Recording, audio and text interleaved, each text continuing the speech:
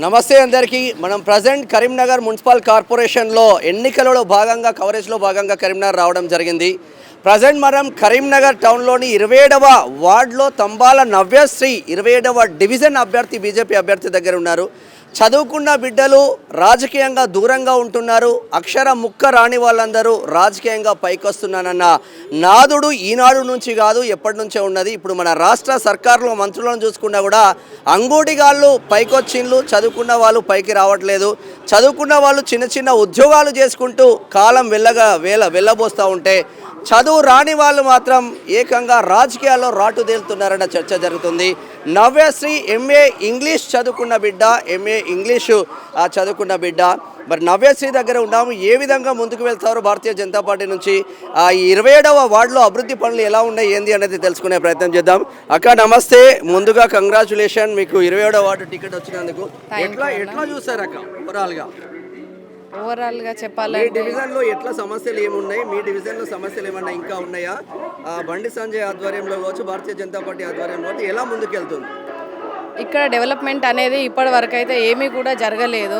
ఎక్కడెక్కడో కరీంనగర్లో ఉంది కానీ అంబేద్కర్ నగర్, శివాజీ నగర్ ఇక్కడ మాత్రం ఏది కూడా డెవలప్మెంట్ అనేది లేదు.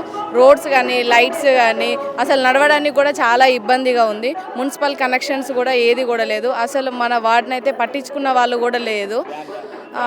సంజయ్ అన్న వచ్చినప్పటి నుండి అయితే బయట అక్కడ ఇక్కడ అయితే కొన్ని డెవలప్మెంట్స్ జరిగినాయి. రోడ్ కానీ మన గాంధీ నుండి రైల్వే స్టేషన్ కానీ అక్కడ ఫ్లైఓవర్ కానీ చాలా మంచిగా జరుగుతున్నాయి. ఇక్కడ మధ్యలో ఏంటంటే నరేంద్ర మోడీ బండి సంజయ్ అన్న నరేంద్ర మోడీ సంజయ్ అన్నకు నిధులు ఇస్తున్నాడు. నిధులు ఇచ్చిన తర్వాత ఇక్కడ ఏంటంటే వీటిని సరిగ్గా ఉపయోగించడం లేదు. కాంగ్రెస్ ప్రభుత్వం అయినా కానీ టీఆర్ఎస్ ప్రభుత్వం అయినా కానీ దాన్ని వృధా చేస్తున్నారు.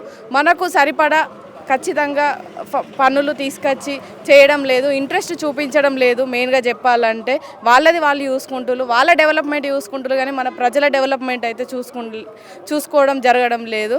కాబట్టి నా లక్ష్యం ఏంటంటే అంబేద్కర్ గారి సాక్షిగా చెప్తున్నా, మన డివిజన్ని కరీంనగర్ 66 డివిజన్లలో ఒక్కటిగా డెవలప్మెంట్ చేసి చూపిస్తామని మేము సంకల్పం చేసుకున్నాం. మీరు అంబేద్కర్ లక్ష్యం అంటున్నారు, చాలా వరకు ఎస్సీ బిడ్డలు భారతీయ జనతా పార్టీకి దూరంగా ఉంటారు అన్న ఒక కోణం వినిపిస్తుంది. నిజమా కాదా?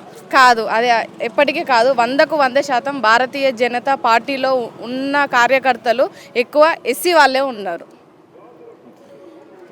నవ్యశ్రీకే ఎందుకు ఓటేయాలి? Sitting MLA Gangula Kamalakar BRS party ఉంది, అధికారంలో ఉన్న కాంగ్రెస్ పార్టీ రేవంత్ రెడ్డి ఆధ్వర్యంలో కాంగ్రెస్ పార్టీ ఉంది, భారతీయ జనతా పార్టీలో మీరున్నారు, ఎంఐఎం అభ్యర్థులు ఉన్నారు, ఇండిపెండెంట్ అభ్యర్థులు. వీళ్ళందరినీ కాకుండా 27వ డివిజన్ ప్రజలు నిజంగానే నవ్యశ్రీకే ఎందుకు ఓటేయాలి?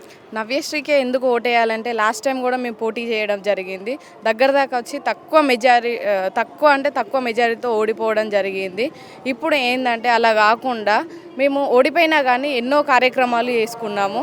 చనిపోయిన వాళ్ళకు సహాయం కానీ, ఈ శ్రమ్ కార్డు, ఆయుష్మాన్ భారత్ కానీ, లేబర్ ఇన్సూరెన్స్ ఆ కార్డులు కానీ చేపించడం జరిగింది. క్యాస్ట్ ఇన్కమ్ లేని పిల్లలకు క్యాస్ట్ ఇన్కమ్ చేపించడం జరిగింది. ఇప్పుడు కూడా ప్రజలందరికీ అదే చేస్తామని హామీ ఇస్తున్నాము. ఎప్పుడు ఎట్లా నడుస్తుంది? ఇంటింటి ప్రచారంలో వెళ్తూ ఉన్నారు కదా, ప్రజల నుంచి ఎటువంటి స్పందన వస్తుంది?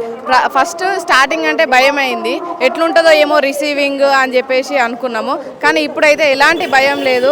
ఎందుకు నీకు భయం? మేమున్నాము, నువ్వు మా అక్కవు, మా చెల్లెవు, మా బిడ్డవు అన్నట్టుగా ప్రతి ఒక్కరూ ఆదరిస్తున్నారు. మన డివిజన్లో మైనారిటీ ఓట్లు దగ్గర 1400 ఉన్నాయి. మైనారిటీ అంటే బీజేపీకి వ్యతిరేకంగా ఉంటుంది అని అదొక అపోహ మాత్రమే. కానీ ఇక్కడికి వచ్చి వాళ్ళతో మాట్లాడిన తర్వాత అది అపోహ లెక్కనే ఉన్నది. నాకైతే అలానే అనిపించింది. వాళ్ళు సొంత ఒక చెల్లెగా, ఒక కూతురుగా నన్ను దగ్గరకు తీసుకుంటున్నారు. నువ్వేం బాధపడకు బిడ్డ, మీకు మేము ఉన్నాము, మేము నమాజ్లో కూడా ప్రేయర్ చేస్తాము, నువ్వు టెన్షన్ పడాల్సింది ఏం లేదు, మా సపోర్ట్ నీకే అని చెప్పేసి అందరూ కూడా చాలా మంచిగా మాట్లాడుతున్నారు. చాలా సంతోషంగా అనిపించింది మాకు వాళ్ళ నుండి కూడా రిసీవింగ్. ఎట్లా చూస్తారన్న ఓవరాల్గా? తప్పకుండా సంతోషం, గెలుపుకు దగ్గర ఉన్నాం. మేము చేసిన అభివృద్ధి లాస్ట్ టైం కూడా మనం పోటీ చేసి తక్కువ మెజార్టీతో ఓడిపోవడం జరిగింది. కాకపోతే కరీంనగర్లో 66 డివిజన్లలో అంబేద్కర్ నగర్ వెనుకబడిన డివిజన్లో నెంబర్ 1గా ఉన్నది. 66 దగ్గర ఉన్నది. ఇక రోడ్లు కానీ, డ్రైనేజీ కానీ, వ్యవస్థ కానీ ఏది కూడా మంచిగా లేదు. 66 డివిజన్లలో 27వ వార్డు వెనుకబడి ఉన్నది. అంబేద్కర్ డివిజన్ అనేది ఇక్కడ కేవలం ఎస్సీ మరియు మైనార్టీ ఎక్కువ డివిజన్ ఉన్న వ్యక్తులు ఇక్కడ ఎక్కువ ఉన్నారు. వీళ్ళందరూ కూడా ఎక్కడ డ్రైనేజీ వ్యవస్థ అసలు రోడ్లు కానీ మోర్లు కానీ వాళ్ళకి ఎలాంటి సౌకర్యం కూడా ఇక్కడ లేదు. తెలంగాణ అయిపోయింది కదా కరీంనగర్ ఎప్పుడో. అది మాటల మట్టుకే ఉంది కానీ ఇక్కడ డివిజన్ వైజ్గా వస్తే మాత్రం ఎలాంటిది కూడా లేదు. ఒకవేళ కరీంనగర్లో ఈసారి భారతీయ జనతా పార్టీకి అవకాశం ఇస్తే కుల మత ప్రాంత భేదాలు లేకుండా 66 డివిజన్లలో నెంబర్ 1 డివిజన్గా సంజయ్ అన్నతోనే నాకున్న అనుబంధంతో నెంబర్ 1 డివిజన్గా తీసే బాధ్యత నేను డివిజన్ ప్రజలందరూ కూడా మాటిస్తున్నాను.